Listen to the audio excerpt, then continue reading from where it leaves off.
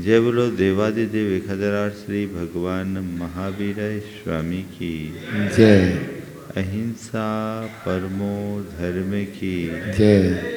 परम पूज आचार्य गुरुवर श्री विद्यासागर जी महाराज की परम उपकारी परम पूज्य मुनि श्री 108 प्रमाण सठ जी महाराज की समस्त मुनि संघ की।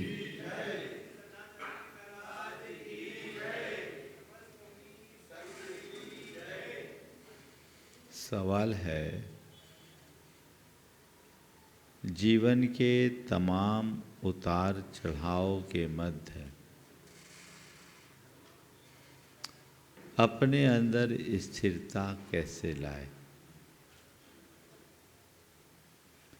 सब प्रकार की उलझनों में भी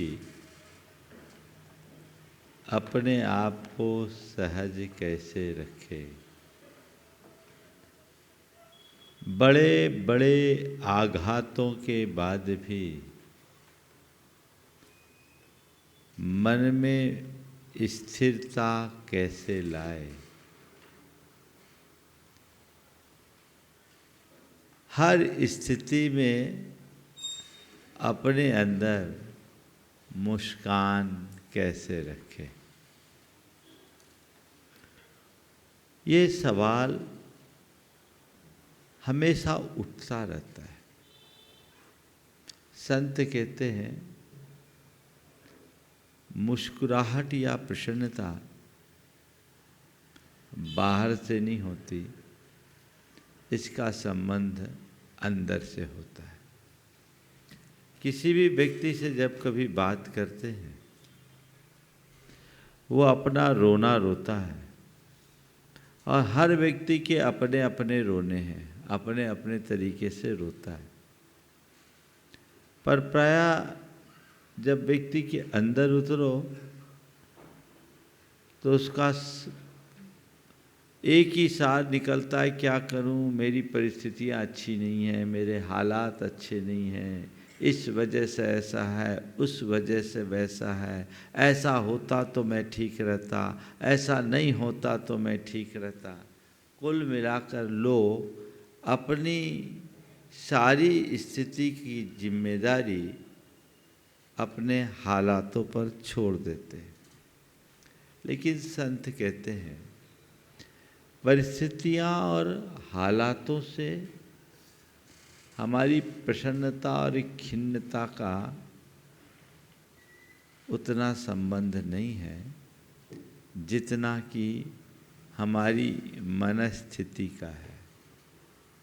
यदि हमारी मनस्थिति अनुकूल है तो तमाम प्रतिकूलताओं में भी हम प्रसन्नता को टिकाए रख सकते हैं, और मनस्थिति के प्रतिकूल होने पर सब प्रकार की अनुकूलता में भी मन खिन्न बना रहता है।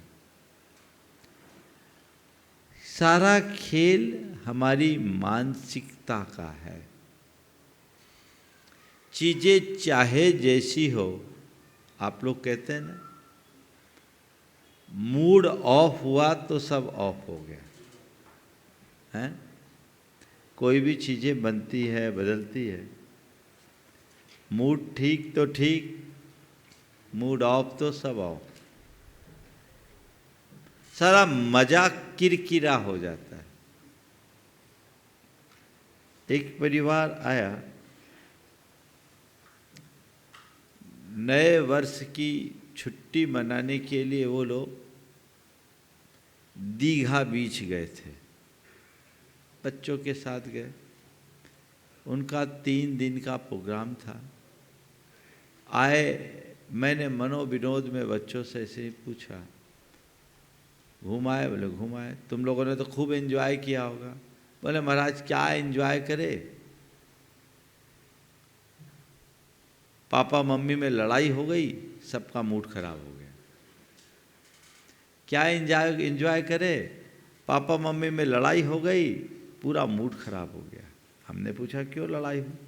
बोले मम्मी कोई और होटल में रुकना चाहती थी, पापा ने दूसरा होटल बुक कर लिया, इसलिए लड़ाई हो गई। अब बताओ, गए तो थे दीघा बीच में एंजॉय करने के लिए, लेकिन बीच में ही सब मामला गड़बड़ हो गया। मूड ऑफ होता है, मामला बिगड़ जाता है ना। तो मैं आज आपसे कुछ विशेष बातें कहना चाह रहा हूँ। आपकी जितनी भी डिवाइस होती है उसमें अलग अलग मोड होते हैं ना। ऑफ कर दो, ऑन कर दो, एक मोड में वही चीज़ ऑफ होती है और दूसरे मोड में वही चीज़ ऑन हो जाती है ना। तो मैं आपसे चाहता हूँ एक ऐसा ऑटोमेटिक मोड डाल दो कि उसमें ऑफ का ऑप्शन ही ना बचे, हमेशा ऑन बना रहे। क्या? अपने मूड को ऐसे मोड में डालो कि ऑफ का ऑप्शन ही ना बचे, हमेशा ऑन बना रहे। चाहते हैं? हाँ? आप अपने डिवाइस में तो ये व्यवस्था कर लेते हैं ना कि ऑफ हो ही नहीं, ऑन रहे, हमेशा ऑन रहे, है ना। तो अपने मन के लिए भी ऐसे मोड में डालिए कि ऑफ का ऑप्शन ही ना हो, हमेशा ऑन बना रहे, है ना। और उसके लिए 4 बातों को अपनाना जरूरी है, जिससे आपका मूड ऑन रहेगा, ऑफ नहीं रहेगा। पहली बात, आत्मविश्वासी बनिए। क्या बनिए? आत्मविश्वास। आत्मविश्वास को 2 संदर्भ में लीजिए। एक आत्मा का विश्वास और दूसरा आज के संदर्भ में जिसे आप लोग सेल्फ कॉन्फिडेंस कहते हैं, है ना।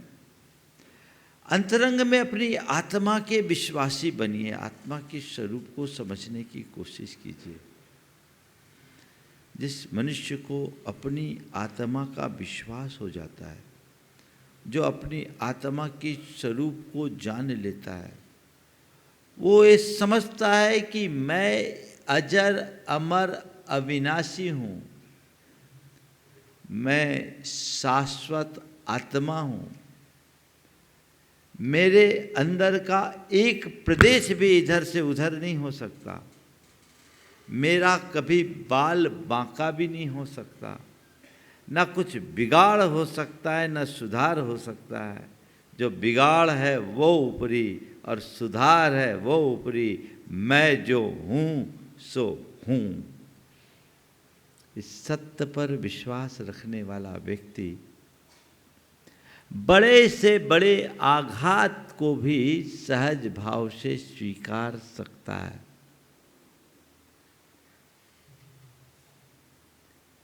मेरे संपर्क में एक व्यक्ति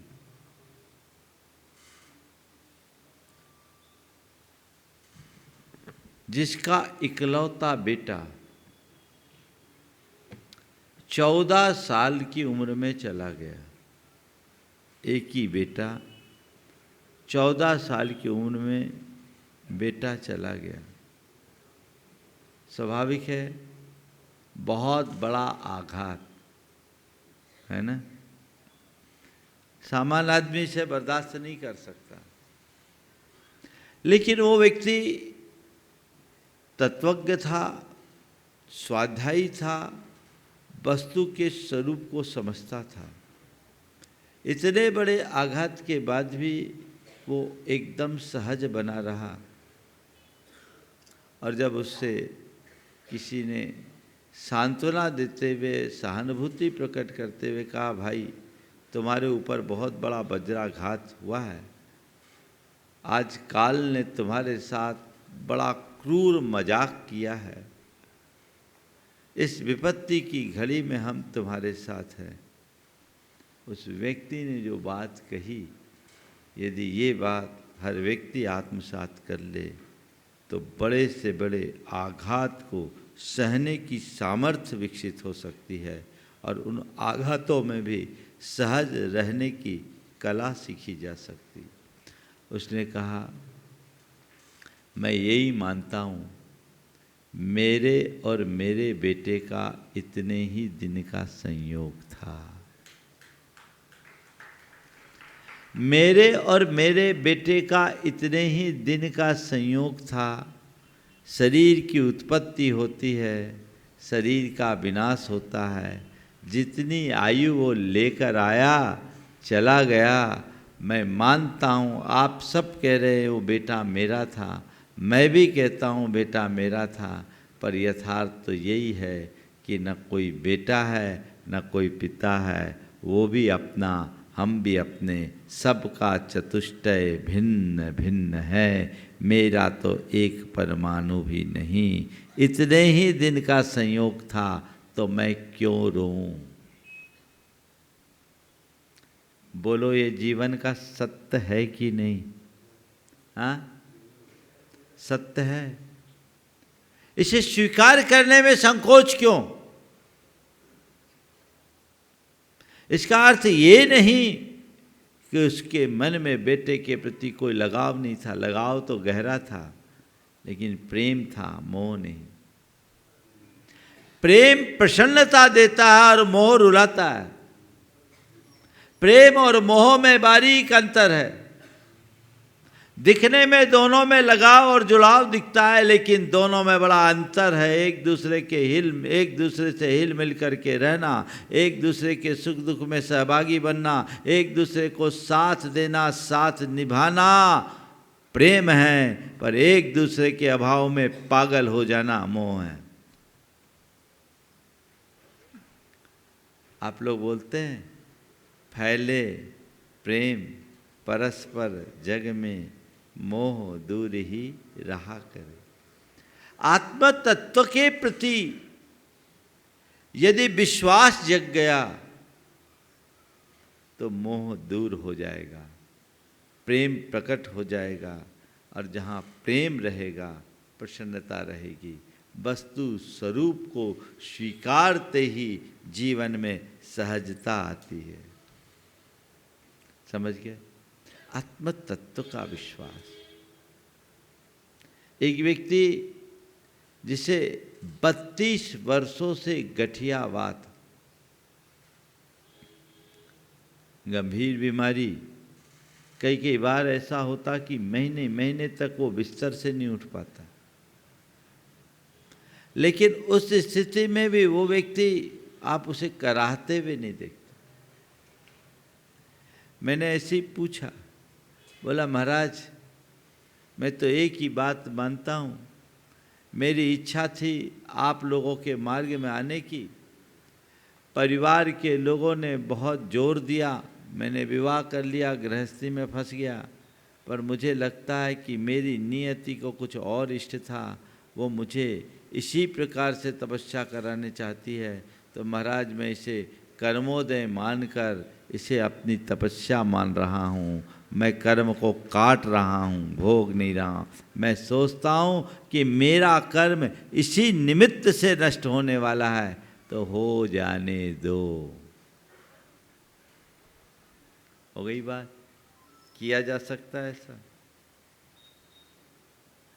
हो जाने दो। आत्मा की तरफ दृष्टि रखो। ये शरीर के साथ रोग है, आत्मा के साथ नहीं। आत्म तत्व के प्रति लगाव रखोगे तो चाहे विपत्ति हो, चाहे बीमारी हो, चाहे वियोग हो या और कोई विसंगति, तुम्हारे अंदर स्थिरता बनी रहेगी। इस पर ध्यान जाना चाहिए। अच्छे अच्छे धर्मियों के साथ देखने में आता है कि वे अपनी आत्मा को भूले बैठे होते हैं। और संत कहते हैं धर्म की सही शुरुआत आत्मज्ञान के बाद ही होती है। आत्मा को जाने बिना कल्याण संभव नहीं है। दूसरी ओर आत्मविश्वास कभी मत खोइए, चाहे जैसी स्थिति हो। समझ लीजिए कितना भी उलट पुलट हो जाए, सब ठीक हो जाएगा और हम ठीक कर लेंगे, ये विश्वास अपने मन में जगाइए। दूसरी बात, अपने मन को सदैव प्रसन्न बनाए रखना है, तो विधि के विधान पर विश्वास रखो। किस पर विश्वास रखो? विधि के विधान पर। ये मन में गहरे स्तर पर बिठा लीजिए कि मेरी जो भी स्थितियां हैं, मेरे साथ जो भी संयोग है, वह कर्मकृत है, मेरे आश्रित नहीं है। संसार में जो कुछ भी चल रहा है वो पुण्य पाप का खेल है। कब किसके साथ क्या घट जाए कुछ कहा नहीं जा सकता। अनुकूल कब प्रतिकूल हो जाए कहा नहीं जा सकता, और प्रतिकूल कब अनुकूल हो जाए कहा नहीं जा सकता। कर्म जैसा खेल खिलाता है, हमें खेलना है।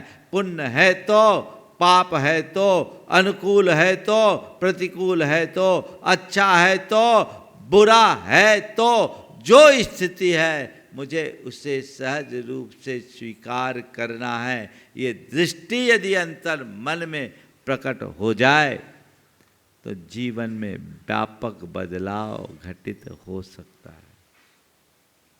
कर्म पर विश्वास रखते हैं, कर्मोदय है, स्वीकार करो।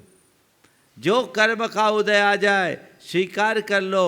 मेरे हाथ में उस पर, मेरे पास कुछ भी नहीं है, मेरे हाथ पर कुछ भी नहीं है। ये नियंत्रण जब कर्म के हाथ में है तो मेरे पास स्वीकार करने के अतिरिक्त और कोई दूसरा उपाय नहीं है। स्वीकार कर लो, ठीक है, कर्मोदय आया है, स्वीकार करो। जो होगा देखेंगे, सब समय ठीक करेगा, सब समय ठीक करेगा। मेरे संपर्क में एक सज्जन, देखिए, कर्मोदय को स्वीकार करने वाला व्यक्ति, तत्वज्ञ व्यक्ति अपने जीवन को कैसे विषमतम स्थितियों में भी स्थिर बनाए रखता है। एक वैसा व्यक्ति जो हमारे साथ बहुत निकटता से जुड़ा, दिन भर में कम से कम 4 घंटे मेरे पास बिताता। शासकीय सेवा में एक उच्च अधिकारी, अपनी जॉब भी करता और बहुत अच्छे से करता, 4 घंटे करीब मेरे पास देता। उसके घर चौका लगा, मेरा आहार हुआ। आहार होने के बाद जब उसकी स्थिति मुझे मालूम पड़ी तो एक पल के लिए मैं भी चौंक गया। उसका एक भाई अर्ध विक्षिप्त, पत्नी को कैंसर और पिताजी की किडनी खराब।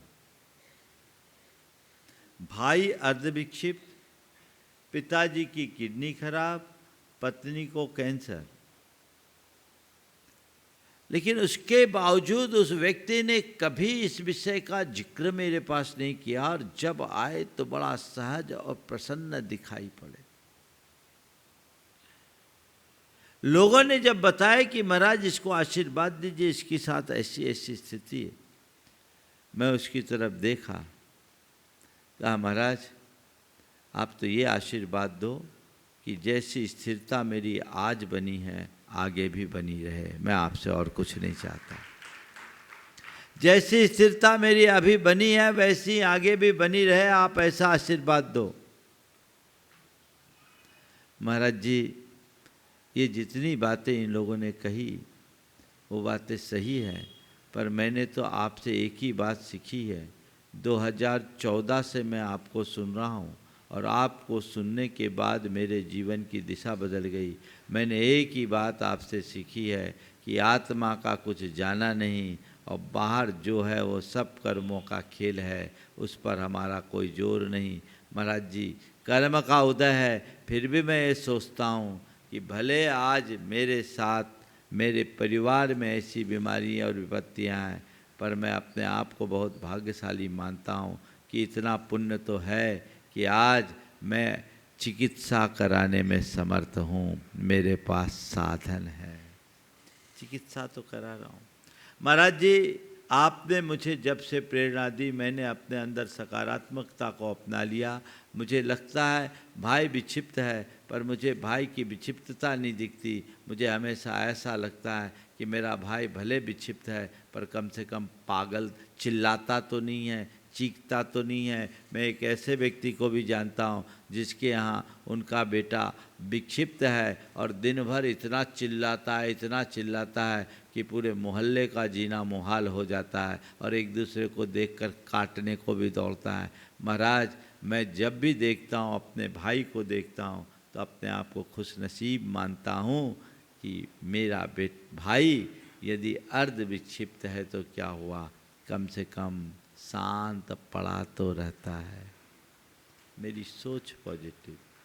पिताजी की किडनी खराब है, लेकिन फिर भी इतनी नहीं कि वो लाचार है। महाराज जी, डायलिसिस होती है, सप्ताह में एक ही होती है, कईयों की तो 2-2 डायलिसिस होती है। मैं उन्हें संभाल रहा हूँ। और पत्नी की बीमारी भी महाराज आपके आशीर्वाद से अब धीरे धीरे क्योर हो रही है। मुझे उम्मीद है सब ठीक हो जाएगा। और जैसा कर्म का उदय सामने है महाराज, उसको सहन तो करना ही पड़ेगा। मैं कर्मोदय को मानता हूँ और हमेशा सकारात्मकता से देखता हूँ। मेरा मन विचलित नहीं होता। सब चीज़ें सिस्टम से जुड़ी हुई है।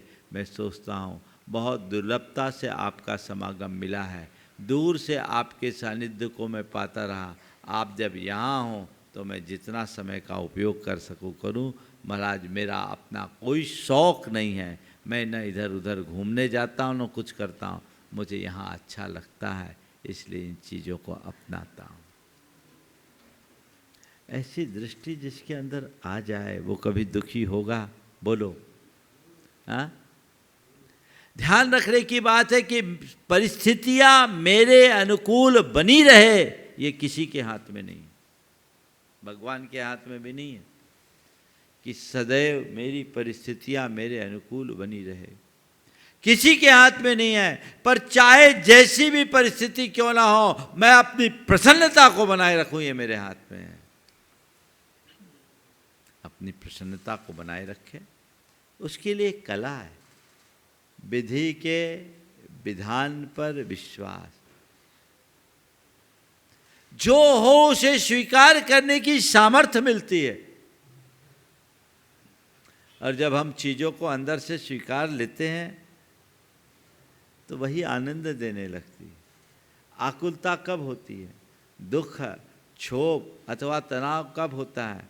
जब हमारी मानसिकता कुछ होती है और बाहर की स्थिति कुछ होती है, मन स्थिति कुछ होती है, परिस्थिति कुछ होती है। मन और परिस्थिति के बीच जब तालमेल नहीं बन पाता तो मन में क्षोभ होता है, दुख होता है, तनाव होता है, आकुलता होती है। और जब दोनों एक दूसरे के साथ एडजस्ट हो जाते हैं, सारा क्षोभ शांत हो जाता है। तो संत कहते हैं, भाई परिस्थिति पर तेरा कोई कंट्रोल नहीं, मन स्थिति तेरी है, तो उस पर कंट्रोल रखना सीख ले। अगर उस पर कंट्रोल कर लिया तो ये तेरे मूड में ऑफ का ऑप्शन ही नहीं बचेगा, हमेशा ऑन बना रहेगा।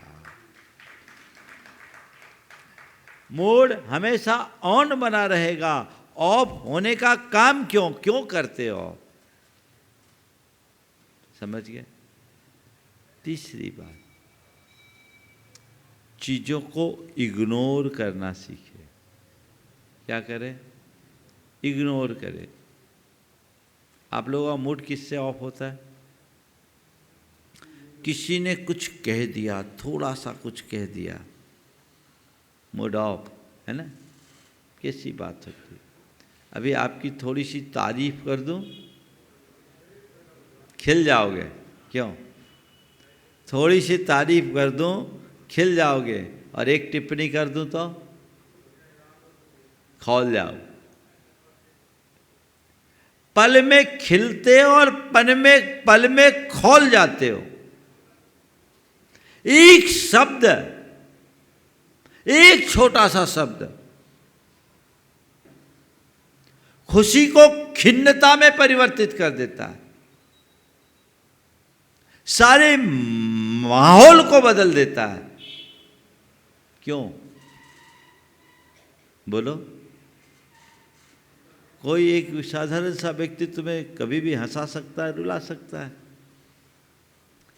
ऐसा क्यों करे?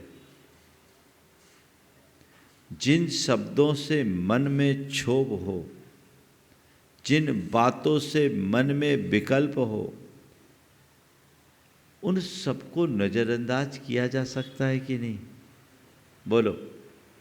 हाँ, मैंने आपसे कुछ कहा या किसी ने आपसे कुछ कहा, आपने बात पकड़ ली, अब क्या होगा? मूड ऑफ होगा। क्या होगा? मूड ऑफ होगा। सब कुछ अच्छा किया और एक छोटी सी टिप्पणी व्यक्ति को हिला डालती है ना।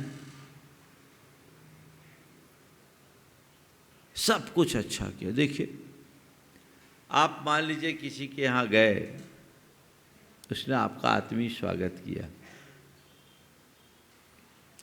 और उसके व्यवहार से आप बड़े प्रभावित हुए, बड़े प्रसन्न भी हुए, खूब बढ़िया खिलाया पिलाया और आप उसकी तारीफ करना शुरू कर दे। भाई, अभिभूत कर लिया आपने।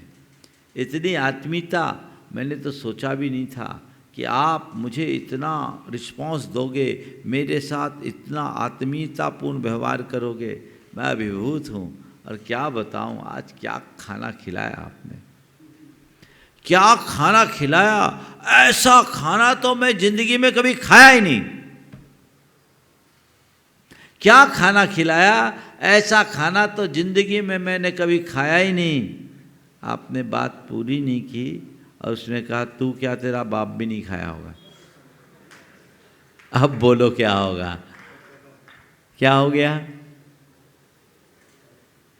व्यक्ति वही है, चीजें भी वही है, व्यक्ति का व्यवहार भी वही है, पर पूरा खेल अब मूड ऑफ हो गया ना। हाँ? तो अपने मूड को ऑफ क्यों किया? इग्नोर कर दे। वो तो सामने वाला तो बोल के चला गया, नुकसान किसका? हाँ, है ना। तो क्यों करते हो ऐसा? ऐसा किया क्यों? तुमने प्रशंसा की, उसने एक टिप्पणी की, ठीक है, तुम्ही ने तो कहा था कि मैंने जिंदगी में कभी नहीं खाया। कहा तो तुम नहीं था। तो उसने एक कदम और बढ़ा दिया अपनी प्रशंसा में। तुम नहीं खाया, तेरे बाप ने भी नहीं खाया होगा। बुराई क्या है? इग्नोर। देखिए, दिन भर रोजमर्रा की जिंदगी में आप लोगों के मन में जो खलल आती है, खिन्नता आती है, ये कोई बड़ी वजहों से नहीं आती, छोटी छोटी बातों से आती कि नहीं आती? उसने ऐसा कर दिया, उसने वैसा कर दिया, उसने ये बोल दिया, उसने वो बोल दिया, वो मेरे विषय में ऐसा कहता है, वो मेरे विषय में ऐसा बोलता है, वो ऐसा सोचता है। ये जो चीज़ें हैं ना, ऐसा वैसा, इसने हर मनुष्य की ऐसी तैसी कर रखी। जो है ठीक, जरूरत क्या है? इग्नोर कीजिए, लेट गो कीजिए। ठीक है, कह दिया कह दिया। वो ही मुश्किल होती। एक बार एक बहन जी मेरे पास आई, आकर के फूट फूट के रोने लगी। मैंने देखा, भाई इतनी ज़्यादा द्रवीभूत है, क्या बात है? मैंने पूछा क्या बात? बोले, महाराज क्या बताऊं, हमारे जो श्रीमान है ना, बहुत गंदा बोलते हैं। हमारे श्रीमान हैं, बहुत गंदा बोलते हैं। क्या बोलते हैं? बोले, महाराज जी सीधी मुंह तो कभी बात ही नहीं करते, सीधी मुंह कभी बात ही नहीं करते। तो मैंने कहा, क्या मुंह फेर के बोलते? नहीं नहीं महाराज, मुंह फेर के नहीं बोलते, लेकिन उनके मुंह से सीधी बातें नहीं बोलती। मैं तो मुहावरा बोल रही हूँ आपको। अच्छा, क्या होता है?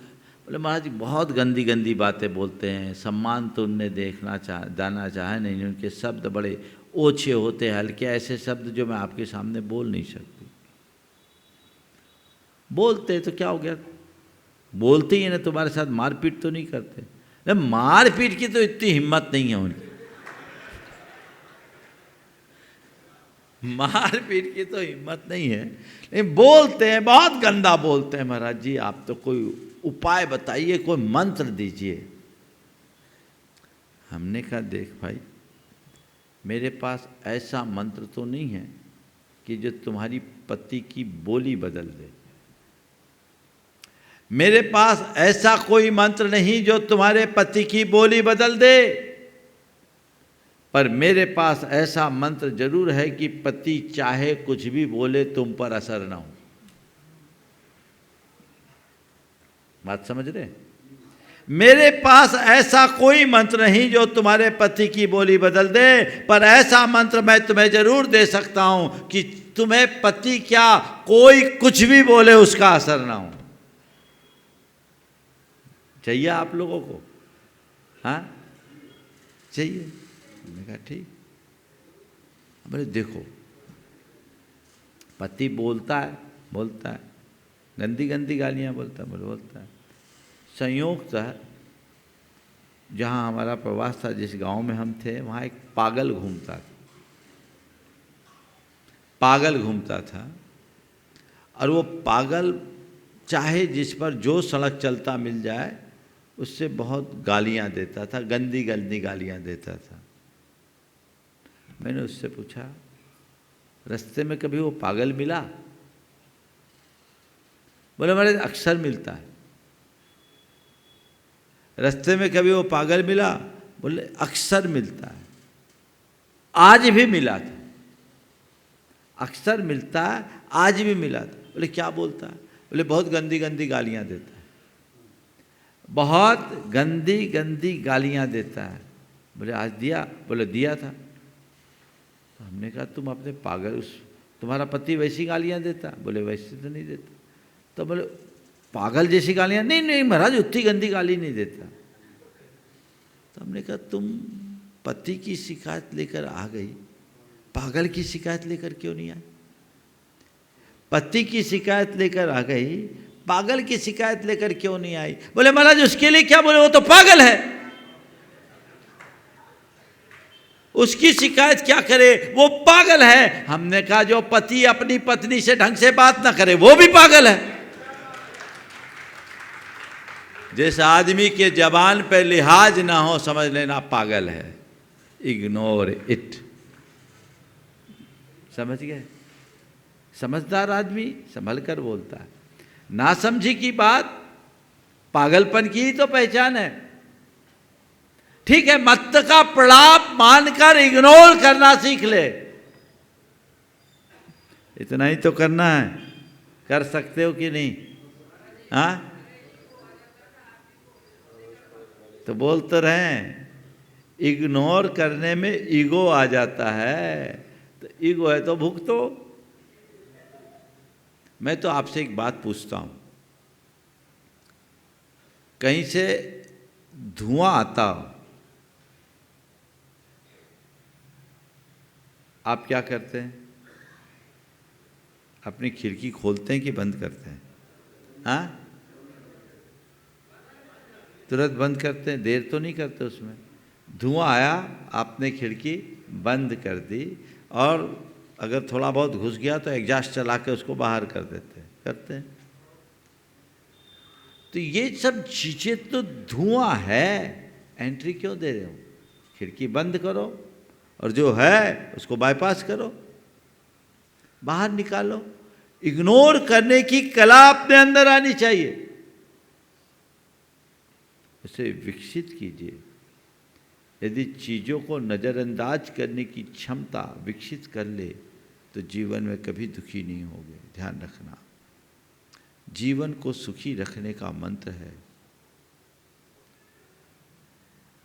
कुछ बातों को बर्दाश्त करो और कुछ बातों को नज़रअंदाज करो। क्या बोला? कुछ को बर्दाश्त करो और कुछ को नजरअंदाज करो। अगर कोई ऐसी स्थिति बन जाए, प्रसंग घट जाए, बर्दाश्त करो। कोई बात आ जाए, नजरअंदाज करो। आ गई विपत्ति, फेस करो, सहन करो, बर्दाश्त करो। ठीक है, कर्म का उदय, सही हो जाएगा। देखते हैं जो है इसका सामना करेंगे। सह लो, कहो मत। और कोई ऐसी बात कह दे, बात ही तो कहा, इग्नोर करो। नजरअंदाज करने की प्रक्रिया अपना लीजिए। जीवन में कभी दुखी नहीं होंगे। संत कहते हैं किसी के मुंह पे ताला नहीं लगा सकते, पर कान पर तुम्हारा जोर है। किसको एंट्री देना है, किसको एग्जिट करना है, तुम्हारे हाथ में। अपना बस रखो। फिजूल की बातों को अपने मन में हावी मत होने दीजिए। आप ही लोग कहते खामखा दिमाग खराब कर लिया। तो दिमाग खामखा ही खराब होता है भाई। दुनिया की सबसे कीमती मशीन है ना, जिसमें अनगिनत सॉफ्टवेयर लगे हैं। कितने? 10 खरब न्यूरॉन्स है। कीमती चीज है ना भाई, इसको मेंटेन रखो। एक छोटी सी मशीन आपके पास होती है तो आप उसके लिए केयरफुल रहते हैं। हाँ, आप अपने डिवाइस में ध्यान रखते, कोई वायरस न लग जाए, रखते हो? वायरस लगे तो आप एंटीवायरस तुरंत लगाते हो। कितना वायरस भरते हो भाई, होते नहीं। कई बार बोलते दिमाग हैंग हो गया। ये क्यों हो गया? अनावश्यक बातें जब मन में भरोगे, दुखी बने रहोगे, और उन बातों को नजरअंदाज कर दोगे, हमेशा सुखी बन सकोगे। ये रास्ता है। इग्नोर करने की कला सीख लीजिए। प्रतिक्रियाएं मत दीजिए। ठीक है, होगा। और इग्नोर कैसे करें, उसका रास्ता है। सुबह उठो ना। लोग मुझसे कहते हैं महाराज जी आपको जब देखते हैं तो प्रसन्न देखते हैं। एक बार किसी ने कहा महाराज जी, शंका ही समाधान में पूछ लिया, महाराज जी आपको जब देखते हैं तो प्रसन्न देखते हैं, इसका राज क्या? मैंने पूछा क्या चाहते हो, मैं रोऊं? प्रसन्न तो रहते ही। आज मैं आपको प्रसन्नता का राज बता देता हूं। आप अगर चाहो तो आप भी प्रसन्न रह सकते हो। जब मैं सुबह उठता हूं ना, आंखें खोलता हूं, मेरे मन में परम प्रसन्नता आती है। आंखें खोलते ही मैं अपने आप को धरती के सबसे सौभाग्यशाली व्यक्ति के रूप में देखता हूं। मैं अहोभाव से भरता हूं। मुझे लगता है कि इस धरती के सबसे भाग्यशाली लोगों में मैं एक हूं, क्योंकि मुझे आज जीवन का नया दिन देखने को मिला है। इससे बड़ी प्रसन्नता का विषय क्या हो? आज मैंने एक नया दिन देखा। भाग्यशाली हूं? नहीं होता, रात में ही नंबर आ जाता तो क्या होता, पड़े ही रह जाते। तो मैं अपने आप को बड़ा प्रसन्न महसूस करता हूं कि आज मैं बड़े भाग्यशाली लोगों में एक हूं कि मुझे जीवन का नया दिन देखने को मिला है। और उसी समय प्रभु और गुरु को याद करते हुए कहता हूँ, हे प्रभु, हे परमात्मा, हे गुरुदेव, मुझे ऐसी शक्ति देना, ऐसी दृष्टि देना कि आज के दिन को मैं सहजता और प्रसन्नता से बिता सकूं। आज मुझे प्रसन्न रहना है। एक कोट डाल दो तो चीखा चिल्ली खत्म। इतनी बात आप डाल सकते हो कि नहीं? सेल्फ अवेयरनेस आएगी। कुछ भी बात आए, मुझे प्रसन्न रहना है, मुझे सहज रहना है। आप ज्यादा नहीं, 5 मिनट का भावना योगी कर लीजिए। यह आपको प्रसन्नता से भर करके रखे। हाथ में आपके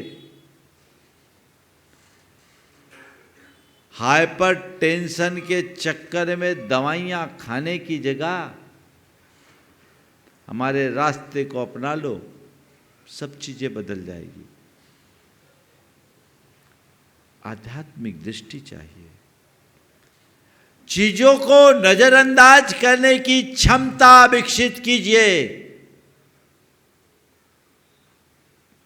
एक बात अपने जेहन में बिठा लीजिए, छोटी छोटी बातों में दिमाग नहीं उलझाएंगे।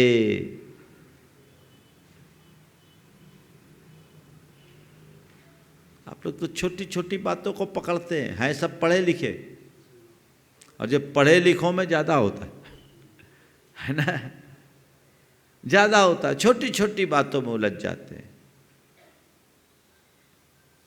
क्या मतलब? इनका कोई अर्थ नहीं। और यदि अच्छी दृष्टि आपने प्राप्त कर ली, इग्नोर करने की क्षमता अपने मन में विकसित कर ली, तो फिर आप कभी दुखी होंगे ही नहीं, चीज़ों से अप्रभावित रहेंगे, सहजता बनी रहेगी, जीवन में आनंद उमड़ता रहेगा। वो प्रयास होना चाहिए।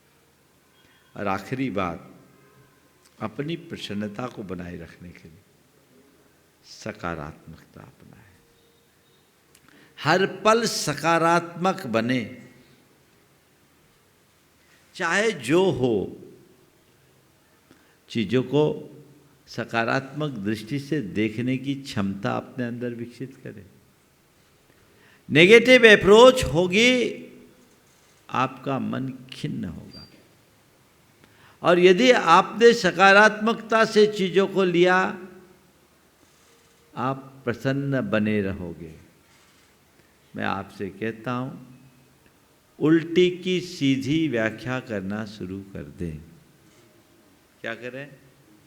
उल्टी की सीधी व्याख्या करना शुरू कर दें। आप लोग दिन रात उल्टा सीधा करते रहते हो। देखिए, जिस व्यक्ति की सोच सकारात्मक होती है, उस व्यक्ति की जीवन में कैसी प्रसन्नता होती है। एक व्यक्ति की एक बड़ी रेडीमेड की दुकान थी और शहर की नामी दुकान थी, अच्छी चलती थी, गुडविल भी बहुत अच्छी। उसके बाजू में एक दुकान दूसरी खोल दी, वो शोरूम खोल रहा था। अब उसका काम देख करके बेटे के मन में बड़ा तनाव आने लगा, वो दुखी होने लगा, चिंता आ गई कि अब अपने बाजू में ऐसी दुकान खुल रही है, जो चीज़ हम बेचेंगे वही वो बेच रहा है, इससे हमारी ग्राहकी प्रभावित होगी, अब हम क्या करें। वो किसी भी तरीके से चाह रहा था कि ये दुकान न खुले, और कई दिनों से परेशान था। पिता को पता चला, पिता ने बेटे को बुलाया, बोला बेटा, इसमें परेशान होने की कोई बात नहीं, ये तो हम सब के लिए प्रसन्न होने का अवसर है। ध्यान से सुनना, परेशान होने की कोई बात नहीं, ये तो हम सब के लिए प्रसन्न होने का अवसर है। बेटा, अभी पूरे मार्केट में रेडीमेड की केवल अपनी दुकान थी, बाजू में एक दुकान और खुलेगी, और यदि धीरे धीरे, मैं तो चाहता हूँ 10-5 दुकानें और खुले तो पूरे रेडीमेड का मार्केट यहाँ आ जाएगा, अपना धंधा बढ़ेगा घटेगा नहीं। और दो में श्रेष्ठता का पता तभी चलेगा जब बाजू में कोई हो। अब हमें अपनी गुडविल को और साबित करने का अवसर मिला है। हमें अपने व्यापार को और कुशलता से करना चाहिए। बेटा, घबराना नहीं, हमेशा ध्यान रखना, जितनी दुकानें बढ़ती है उतने ग्राहक बढ़ते हैं। ये मंत्र लेकर के चलो। ऐसी सोच रखने वाला कभी दुखी होगा। और उन्हें अपने बेटे को समझाया, और उसके बाद नतीजा ये आया कि पड़ोसी की दुकान चली, उसने और भी कहा, बेटा ये मत सोचना कि उसकी दुकान न चले, हर कोई का पेट भरे, हर कोई का धंधा चले, रोज उठो तो यही प्रार्थना करो, इस धरती पर कोई भी भूखा न रहे, सब अपने अपने पुण्य का खाते, हमारा कोई नहीं लेते। और इसके बाद उस व्यक्ति की सोच के परिणाम स्वरूप उसके व्यापार का जो ग्रोथ था वो और बढ़ गया। जो एवरेज ग्रोथ था उसने कहा महाराज जी एवरेज ग्रोथ से हमारी सेल 10% और बढ़ी है, हमारा बिजनेस बढ़ा, घटा नहीं। नेगेटिव सोच के व्यक्ति अपने आप अपनी स्थिति को और बिगाड़ लेता है, लेकिन पॉजिटिव सोच वाला व्यक्ति हमेशा अपनी ग्रोथ रखता है। तो वो दृष्टि अपने भीतर विकसित करनी चाहिए कि हम अपनी शक्ति को खुद को आगे बढ़ाने में लगाएं, किसी से उलझने में न लगाएं।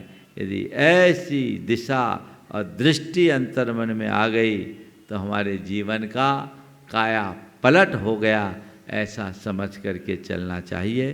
तो हम सदाबहार प्रसन्न बनाए रखने के लिए इस मंत्र को याद रखें, कभी टेंशन को दिमाग में हावी ना होने दें। आप लोग भोजन बनाती हों और आजकल ज़्यादातर कुकर में भोजन बनता है ना, और कुकर में भोजन बनने के क्रम में सीटी बजती, कब बजती है? हाँ, जब कुकर में प्रेशर बढ़ जाता है तो सीटी बज जाती है, और सीटी न बजे तो क्या होगा? कुकर फट जाएगा, है ना। सीटी बजती है क्योंकि जब कुकर में प्रेशर बढ़ता है सीटी बजती है, सीटी न बजे तो कुकर फट जाएगा। तो मैं भी आपसे कहता हूँ, जब भी दिमाग में प्रेशर बढ़ने लगे, प्रसन्नता की जोरदार सीटी बजा दीजिए। थोड़ा हंसना, मुस्कुराना, खिलखिलाना सीख लीजिए, फ्रेश बने रहोगे, जीवन धन्य होगा। समय आप सबका हो गया, यहीं पर विराम। बोलिए परम पूज आचार्य गुरुवर श्री विद्यासागर महाराज।